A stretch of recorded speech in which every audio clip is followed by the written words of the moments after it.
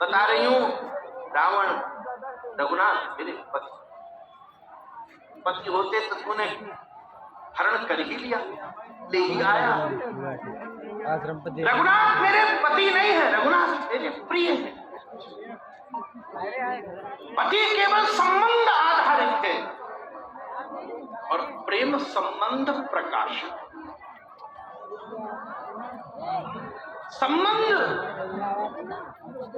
अंगूठी है कि नूपुर है कि कुंडल है कि हार है, पर प्रेम सोना है। सोना है, वो सोना नूपुर बनेगा तो भी कीमत है, वो सोना अंगूठी बनेगा तो भी कीमत, वो सोना हार बनेगा तो भी, वो सोना कुंडल बन जाए तो भी। हनुमान जी के हाथों में बिजली चलती।